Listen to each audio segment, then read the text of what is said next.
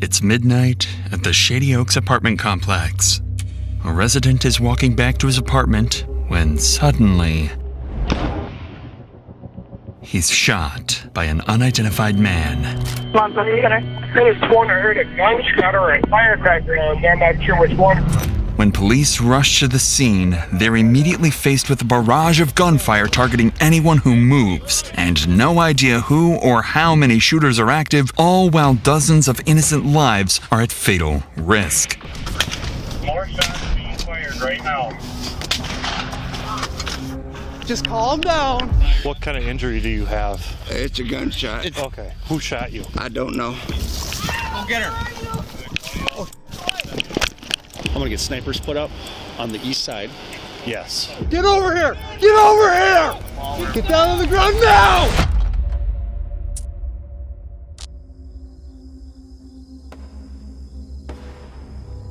At approximately 2:17 a.m. on that Sunday night, officers receive reports of gunshots near Shady Oaks apartment complex. Minutes later, around 2:20 a.m., first responder officer Cody Needham approaches the scene to investigate. Little does he know, the gunshot reports were part of a trap set by the shooters, and he was driving straight into it.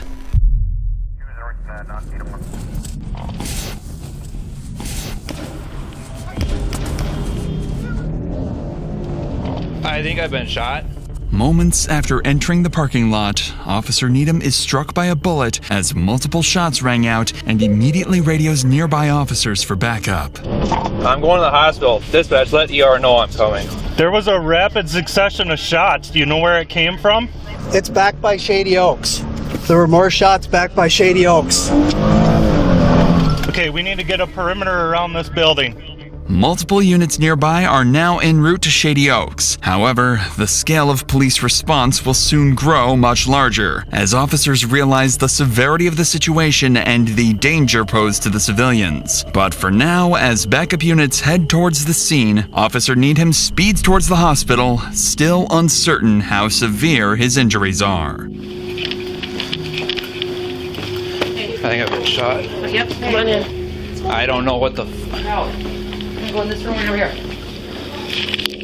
While Needham receives urgent medical care, backup officer Christopher Deason and other units make their way towards Shady Oaks. Completely unaware, they're stepping into a deadly 8-hour-long standoff. In rapidly chaotic incidents like these, officers have no choice but to make split-second tactical decisions. To fully understand how police manage such dangerous situations, we'll follow every tactic and decision through every stage of the standoff, starting with Officer Deason, who's just arrived on scene to a barrage of gunfire erupting unpredictably. We don't know what floor they're on. The shots were presumably coming up in front of the building.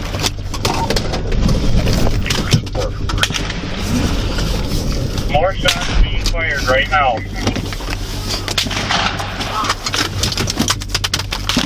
Go ahead.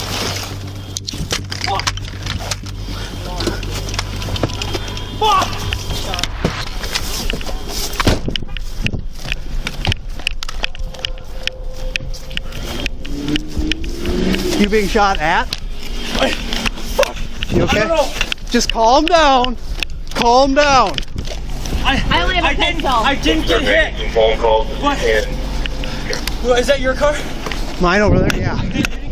No.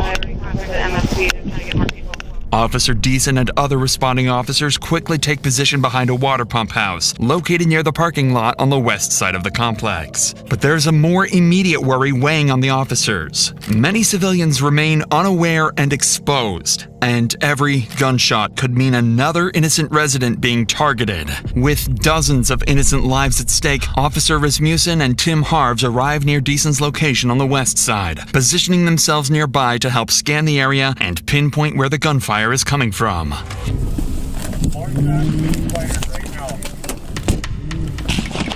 306, 2400, start everybody.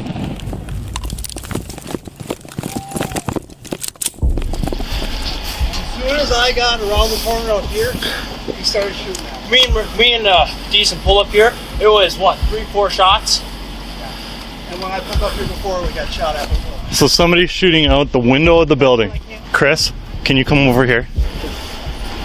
They're shooting at any law enforcement that comes through. If we go out any further, we're going to get shot at.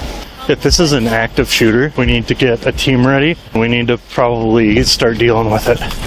At this stage, the situation facing officers is extremely dangerous. The Shady Oaks apartment complex contains approximately 126 units, and with near zero visibility and gunshots ringing out unpredictably, police have no way of pinpointing exactly where the shooters are located, whether they're barricaded, mobile, or roaming freely, or even how many shooters are active. What's more alarming is that officers don't yet realize they're dealing with a carefully planned ambush, and the next few minutes will make that terrifyingly clear.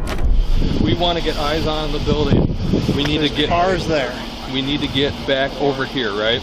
Yeah, so we're probably gonna have to. Where the fuck is this guy? He's close. Yeah. He's outside, I bet. Yeah.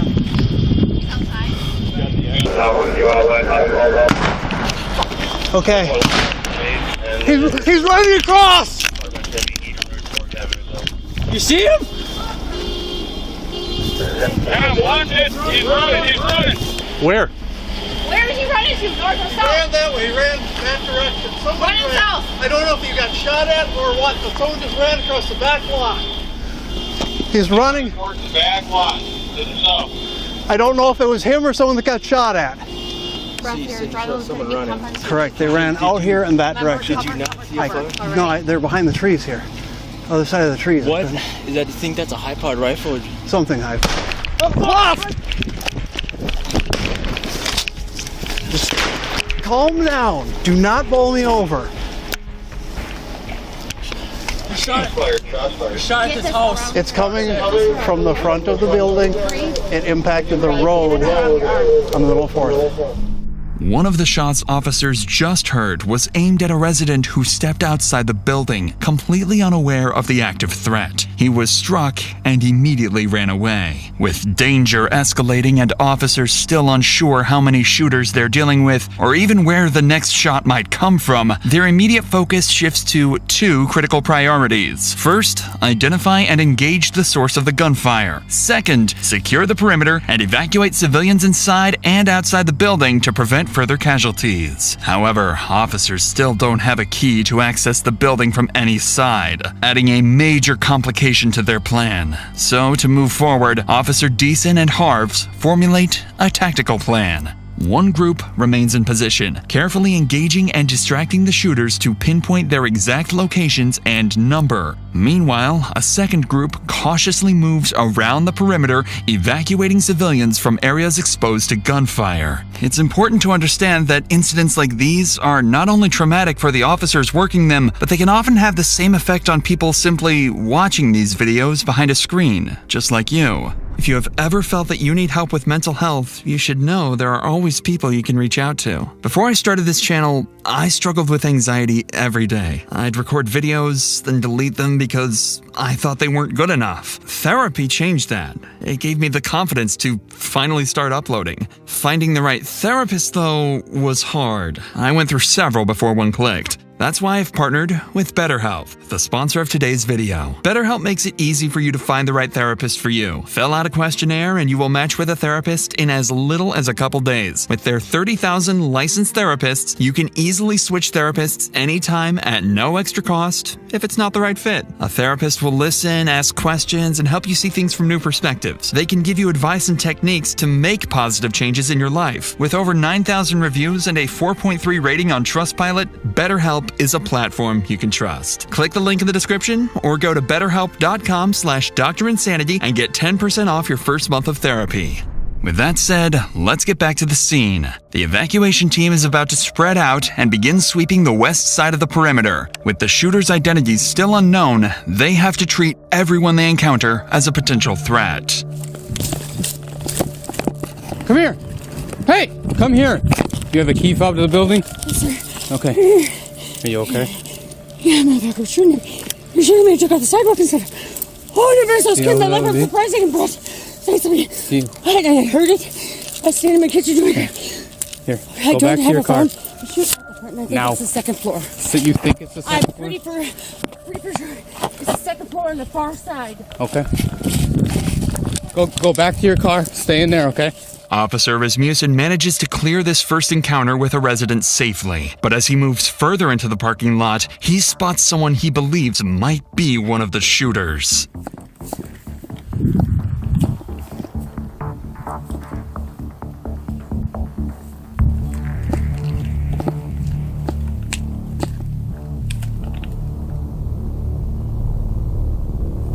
Stop! Right now! Stop! Turn around! Drop to your knees. I got a guy that just walked out. He's in the parking lot. I got him at gunpoint. I need somebody around here. Stay where you're at right now.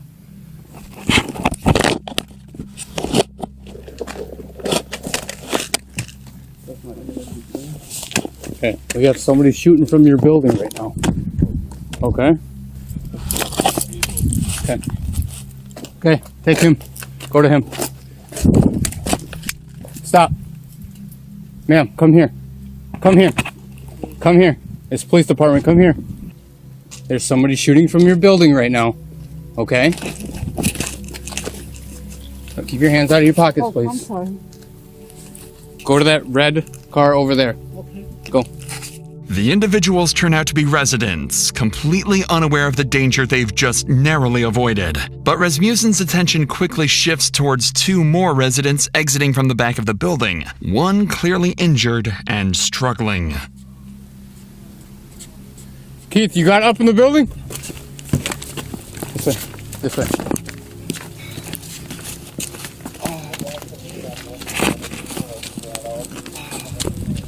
Okay, come on. Come on.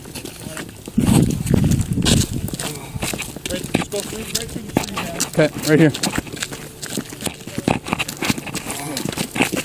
Now, I handed my phone off, so I have no way back. Okay, well, you're not going back in anyway, so you're fine. Okay. Are you hurt at all, sir? Or just the one? Just me. Okay.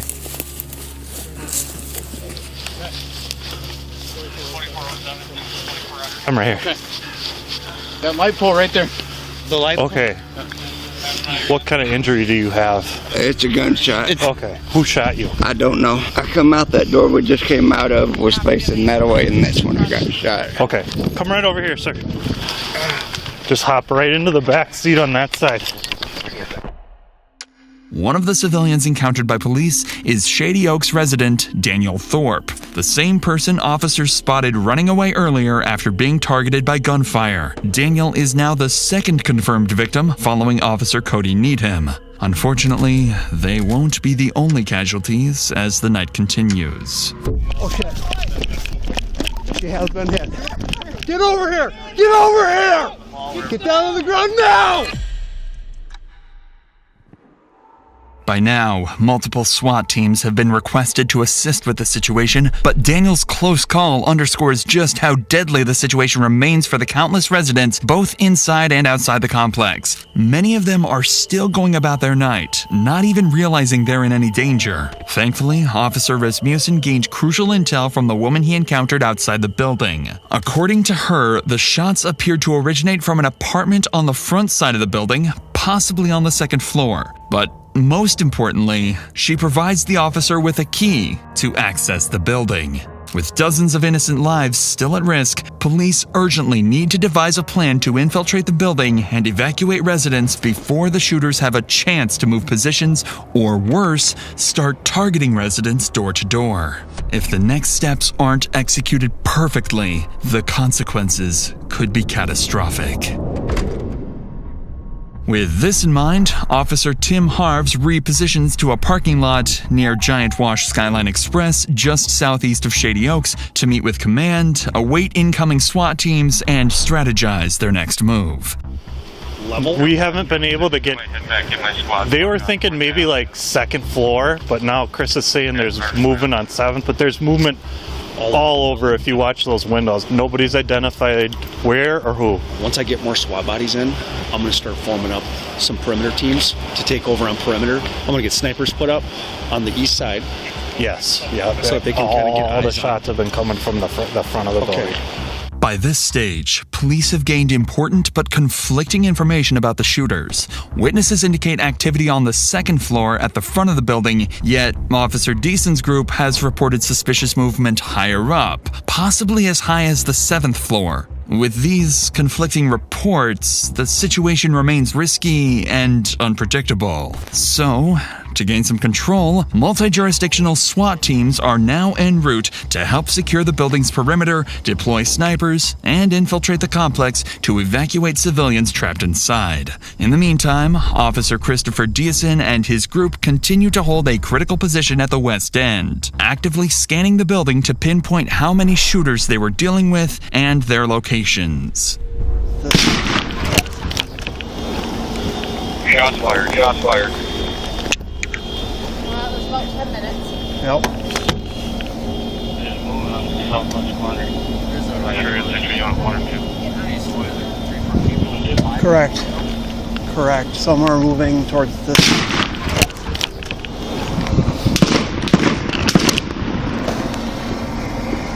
That did hit across the street, right across the street from me. It sounded like a bird shot. While Officer Deason's team continues to hold their position on the west side, a critical oversight is exposed in the perimeter setup. Road closures intended to prevent civilian traffic from entering the active shooting zone weren't established quickly enough, allowing unaware drivers to slip through. This major flaw is about to lead to disastrous consequences. What? Oh. How to control the bleeding. Well, you don't go out there. Go! Go! Go! Go! Go! Get out! No! Fuck. Fortunately, this first vehicle manages to pass without getting hit. But just minutes later, officers spot another set of headlights approaching, heading directly into the line of fire. Contact 212 in shortly and around the direct. 2! 3! Shots fired, shots fired. 3 shots. Half shots fired. No. Okay. That was 3 shots, so Correct. another 5-10 minutes. Maybe. They're not hitting directly at us. Vehicle coming north. Vehicle. Yep. Vehicle coming northbound. Vehicle coming northbound on 4th. Officers quickly realized the rapid succession of shots was not directed at them, but at a civilian vehicle passing by the front of Shady Oaks.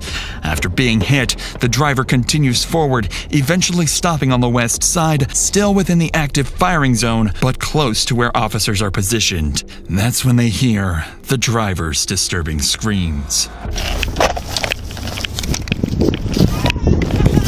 Get over here! Well, we might have somebody that actually just got you. Oh shit. She has been hit.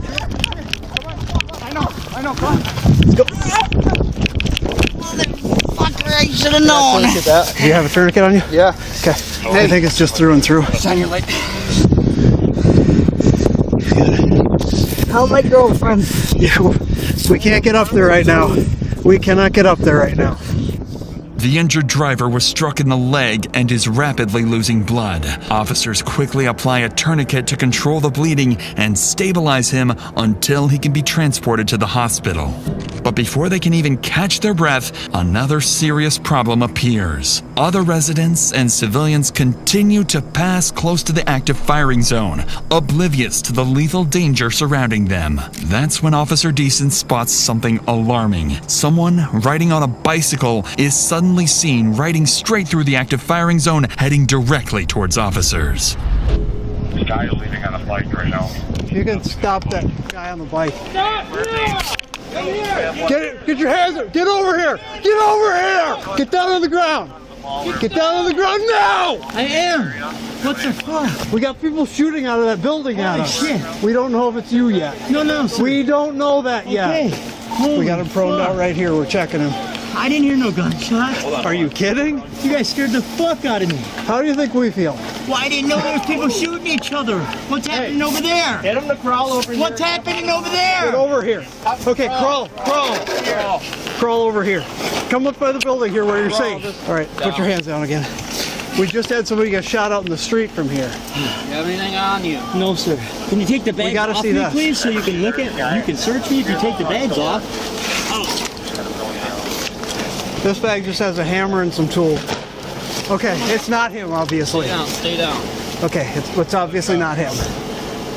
Okay, why don't you come up here, sir? Come up by the building where you're safe. Okay, now you hear what we're dealing with? Thankfully, officers quickly determined the biker was not a threat, managing to pull him to safety before he was harmed. Immediately afterwards, police units quickly finished establishing roadblocks around the complex, finally preventing further civilians from entering the danger zone. With no targets in sight, the shooting abruptly stops. This brief pause gives officers an opportunity to reassess their positions as they wait for SWAT support, unaware of the violent escalation just hours away. Officer 304 is also a priority.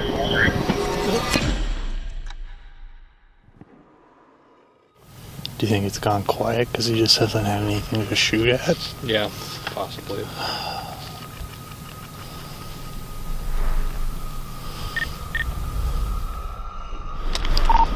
Keep them at a staging point, Keith.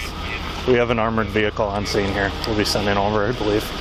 At approximately 4 a.m., SWAT armored vehicles finally arrive on the opposite side of the building, marking a critical turning point in the operation. For the first time, officers have the tactical support they need to close in and bring the shooters into custody. Yeah, we've got 4 individuals here now, 313. We need to get them out of here. You want to jump in with him? Yeah.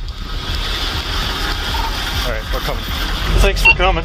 Yeah, I know our team's setting up too, so we'll be over here soon. Not what we expected. Yeah, no shit. With SWAT teams now on scene, a sniper unit quickly moves into position on the east side of the Shady Oaks complex, giving officers critical visibility. At the same time, entry teams on the west side prepare for their next move. It's finally time to move inside the building. Here, we'll cover you. Get up there, go one at a time, okay? And I'm gonna move, right? Yep. I'm moving.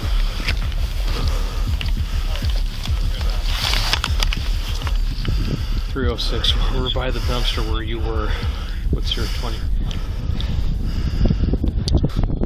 It's gonna keep getting focused. Go.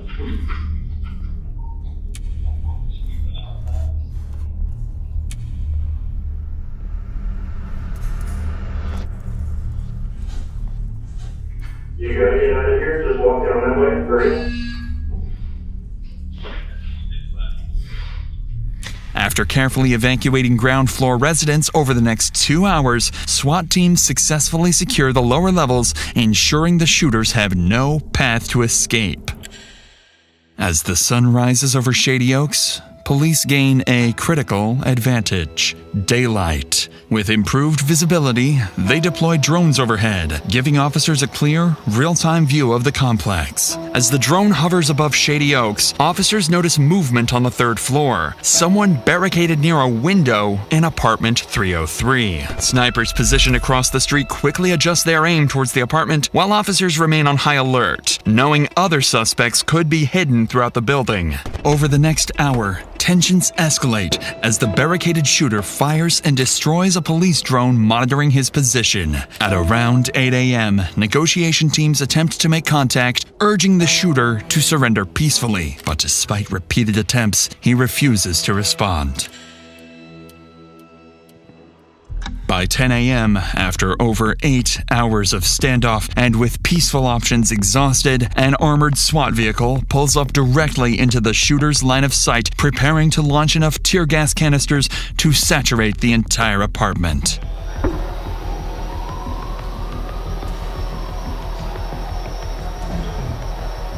Moments after the gas enters the apartment, the barricaded suspect moves to the window. For the first time, officers see his face. It's a young man, barely out of his teens, armed and ready to fire back. Following the shooter's reaction, a single, carefully aimed sniper shot shatters the apartment window, sending shards of glass directly into the shooter's forehead. Moments later, he appears from the window holding a towel to his face, clearly weakened and disoriented. A SWAT team immediately rushes to apartment 303 to apprehend the shooter. Inside, they find him wounded but cooperative, quickly placing him into custody and escorting him out of the building. Apartment 304 is also a priority. What our sheriff did for double check him 45 minutes in the freezing rain. You guys are good. Get some change in the left pocket. Big ass baggy pants. Check down by his feet. Nothing on his feet. Not having any 38. Buddy, can you spread your legs real quick? I have nothing. I see hands pulled up at least a little bit. Yep. Ow! Fuck! My arm. There you go. You want to switch out doctors? I can give me an IOU. The shooter is soon identified as Devin Matthew Wayland. Inside his apartment, officers recover multiple firearms, including the rifle used throughout the standoff. Officers continue to search the complex, and after a thorough sweep, they find no other threats, confirming Devin was the only shooter. As he is transported to the hospital for medical treatment, detectives begin rehashing details of the shooting. That's when they make a troubling discovery. The initial 911 call reporting fireworks had been placed by Devin himself. I sworn I heard a gunshot or a firecracker, and I'm not sure which one. Investigators quickly realized the call was a deliberate attempt to lure responding officers directly into his line of fire. Given the calculated nature of the ambush, they suspect that Devin may not have acted alone, that he could be linked to a larger threat, perhaps associated with an extremist group or a broader violent plan. With this in mind, detectives bring Devin straight into an interrogation room as soon as he is medically cleared, urgently seeking answers about his true motives and whether any additional attacks were placed. Hey, Devin. Hello. How are you? I've been better. Yeah, it looks like it. Feeling okay though? Is that okay if we visit? Yep. Okay. Now, let's back up to the day before the incident and just talk to us about your day and kind of what's going on. Everything seemed alright, everything seemed fine. But, Okay. These ex-friends of mine, they wanted to hang out with me, and it was gonna be his girlfriend's birthday, the 21st birthday, so they wanted to party and drink. Well, I do like political discussion. I like to see people's views and ask them why they think of that so I can respect them deeper and Like view them. political stuff? Yep. Okay. But it just turns out that they're ex-tweakers, and I think one guy was tweaking there. This guy's name was Seth something. And they're all like they're saying I'm getting in their face and screaming at them. I'm partially deaf from working in machinery. I said, I'm sorry, I'll get down on my hands and knees, I'll show you I'm not being violent. And this woman was saying, get on my man's face. And I'm like, I'm not on your man's face, I'm just saying, this is how I view about the situation, because how can I respect you? You've been nothing but nice to me, so she has until this point on. And Judd said, get off his face. I said, I'm not on your face. He pushed me. He was trying to fight me, so I fought him, and Jordan got on me, and he tried fighting me, and he claimed he was trying to make sure there would be no fight to happen, but that was the last straw. And for some reason, I felt like because no one would believe my side of the story, I had my firearms out and ready to use, just in case anything did happen, which I didn't want it to, but I had an accidental discharge in my Mosin Nagant rifle and had one bullet for it. I'm not Which sure. kind of rifle was it? Mosin Nagant. Okay. It was a mental slip-up. I haven't been employed in a year. And my grandfather died 3 years ago. I just wanted it, and I didn't want to ever shoot a cop. That's why I surrendered. Were you aiming at anything throughout Just the the 75 cars, rounds? just the cars, trying to get the cops to come so they'd shoot me. I didn't want to shoot the cops, I didn't want to shoot anybody else, I just wanted to shoot the cars so that they would shoot me. But And is that from alcohol, or I were you- couldn't myself. It's against my own views. I would have to have somebody else kill me theoretically. So that's where that idea. I know it sounds really fucked up. I wanted to live. I tried telling myself this and that, but under last night's situation or ordeal, it just got too much to me, too fast. So, do you remember what exactly you told the dispatcher when you called in? It sounded like there was a gunshot or fireworks or some type of discharge, like some type of fire shot. So if you said the word fireworks, would you mean fireworks from a gun or actually fireworks? I don't know. Did I say fireworks? Or are you getting Well, you this might one? have. You I might don't know have if I said did. fireworks. I don't know if I did. Okay.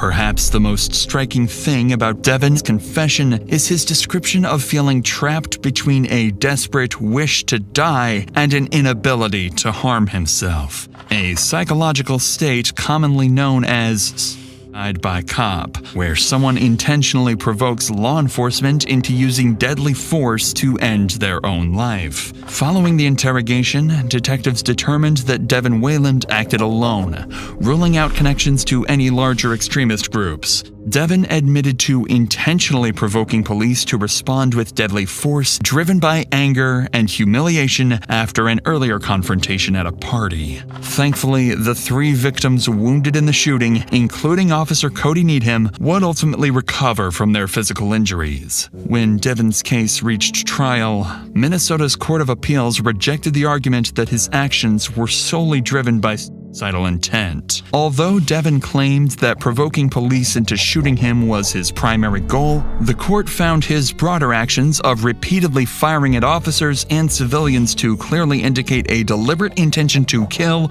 or seriously injure others. Devin's defense team argued that severe mental health issues were primarily responsible for his violent rampage, but the jury was unconvinced, finding Devin guilty of 3 counts of first-degree attempted murder and 3 counts of second-degree assault. He was sentenced to 50 years in prison.